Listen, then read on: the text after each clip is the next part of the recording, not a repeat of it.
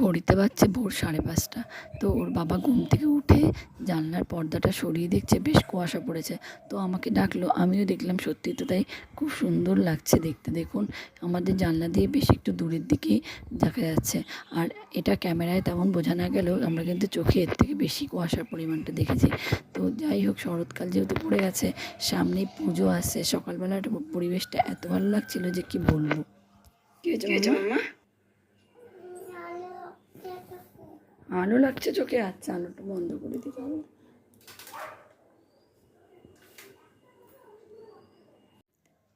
তারপর সকাল প্রায় 9টা বাজতে চলেছে। এরপর মেয়েও ঘুম থেকে উঠে পড়েছে। আমার কাজকর্ম যতটুকু করার করে এসে ছেলেকে নিয়ে পড়তে বসিয়েছিলাম। তারপর মাঝখানে মেয়ে উঠে পড়েছে। আর এদিকে দেখছি আমার কাজুর বোতলটার মধ্যে পুরো পিঁপড়ে ধরে গেছে। এত পিঁপড়ে যে কীভাবে ঢোকে কে জানে।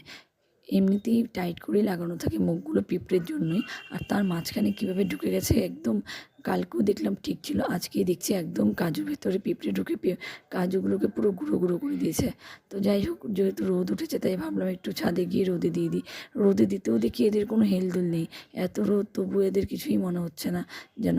আগে যে কোনো জিনিস আমরা দেখতাম মাকে যে কিছুতে পিঁপড়ে উঠলেই সেটাকে রোদের মধ্যে দিয়ে দিলে কিছুক্ষণের মধ্যেই পিঁপড়ে ওধাও, কিন্তু না, আজকে তো দেখছি কিছুতেই পিঁপড়ে উঠছে না। আমি যতবারই ছাদে গিয়ে দেখছি ততবারই দেখছি পিঁপড়ে সরার নাম নেই। তারপর একটা একটা করে বেছে বেছে এগুলোকে আলাদা করে নিয়েছিলাম। তো এর মাঝখানে আমার এক ভাগ্নে নিয়ে এসেছিলো এই মাছগুলো। ওরা পাশেই ওদের পুকুরে জাল ফেলে সেগুলো পেয়েছে। আর যেহেতু বৃষ্টি, এখন গ্রামে মাছের প্রচুর পরিমাণ মাছ পাওয়া যায়। তো যাই হোক, কিছুদিন বৃষ্টি হওয়ার জন্য অনেক মাছ পেয়েছিল, তাই ধরে নিয়ে এসেছিলো। আর আমার দিদি সব মাছগুলোকে কেটে বেছে পাঠিয়ে দিয়েছিল। আর এগুলোর মধ্যে অনেক ছিল মোয়া মাছ। আর মোয়া মাছ আমি যেহেতু খাই না, তাই আমার জন্য পুঁটি মাছগুলো আমি বেছে বেছে নিয়ে এসেছিলাম। আর আমার ছেলের জন্য পাঠিয়ে দিয়েছিল একটা প্লাস্টিকের মধ্যে যে কটা মাছ জ্যান্ত আর কি রাখা যায়, যাতে ও অ্যাকোরিয়ামে রাখতে পারে, সেই জন্য কিছু জ্যান্ত মাছ। আর এই মাছগুলো যেগুলো আলাদা প্লাস্টিকে নিয়ে এসেছিলো, সেগুলোর মধ্যে যতগুলো মাছ এনেছিল সবগুলো বেঁচে নেই, কিছু মাছ মরে গিয়েছিলো। আর যেগুলো বেঁচে ছিল সেগুলোকে আমার ছেলে নিয়ে এসে অ্যাকোরিয়ামের মধ্যে রেখে দিয়েছে। আর ওই মাছগুলোর মানে রাখতে ভীষণ পছন্দ করে। ও দেখবে একটু পর পর এসে এসে, এটাই ওর আনন্দ। অ্যাকোরিয়ামটা অনেক উপরে তোলা ছিল, কাচের জিনিস যেহেতু, তাই আমি অনেক উপরে তুলে রেখেছিলাম। তো আমি ও বাড়ির থেকে মাছ বেছে নিয়ে আস্তে আস্তে ও দেখি সেটা পেরে পরিষ্কার করে মাছগুলোকে এর মধ্যে ঢেলেও দিয়েছে। তো যাই হোক, এইসব করতে করতে দুপুর অনেকটাই গড়িয়ে গেল। আর মেয়ে যেহেতু মাছগুলো দেখতে পাচ্ছিল না, আমি আর ছেলে তো বেশ ভালোই করে দেখছিলাম। আর মেয়ে যেহেতু দেখতে পাচ্ছিল না, ও বারবার আমাকে বায়না করছিল আমাকে কোলে নিয়ে দেখাও। তো এই যে ওকেও একবার কোলে নিয়ে মাছগুলোকে দেখিয়ে দিলাম। এখানে সব এগুলো মোয়া মাছ। আর কিছু রয়েছে ছোট ছোট মাছ, কী মাছ নাম জানি না। তো বেশিরভাগই মোয়া মাছ রয়েছে। জানি না এগুলো কতদিন থাকবে, কতদিন বেঁচে থাকবে জানি না। মরে একটা করে মাছ মরবে আর ওর দুঃখের শেষ থাকবে না। এই জন্যই না আমি এগুলো আনতে চাই না, রাখতেও চাই না। অনেকবার বলেছে আমাকে অ্যাকোরিয়াম কিনে দিতে, বড় অ্যাকোরিয়াম, কিন্তু আমাকে কিনে দিই না এই কারণেই। কারণ মাছগুলো যখন মরে যায় ও ভীষণ কষ্ট পায়। মানে ও যেন ওদের বন্ধু হয়ে যায়, এমন করে একটু পর পর এসে এসে গল্প করে ওদের সাথে। আর ওকে নাকি সবাই সব মাছগুলো খুব চিনে গেছে, এরকম একটা ব্যাপার তৈরি করে ও। আর ও পরে ভীষণ কষ্ট পায়, জন্য আমি না মরে গেলে পরে আমারও খুব খারাপ লাগে, যার জন্য আমি আনতে চাই না। তো যাই হোক, দিদি জানে ছেলে ভালোবাসার জন্য দিদি ওকে ওর জন্যই পাঠিয়ে দিয়েছিল। আর এদিকে আমি যে মাছগুলো নিয়ে এসেছিলাম, সেগুলো কিছুটা মাছ একটু ভেজে নেব।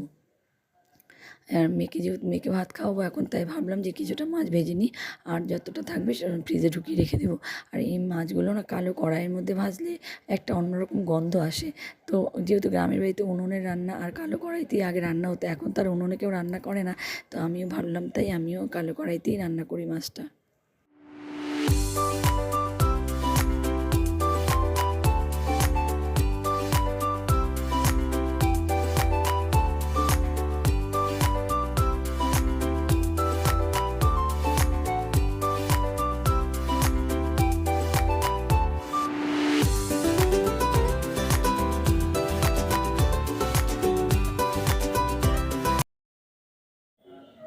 তো আমার এদিকে মাছ ভাজা কমপ্লিট হয়ে গেছে। তারপরে মেয়েকে খেতে দিয়ে দিয়েছি।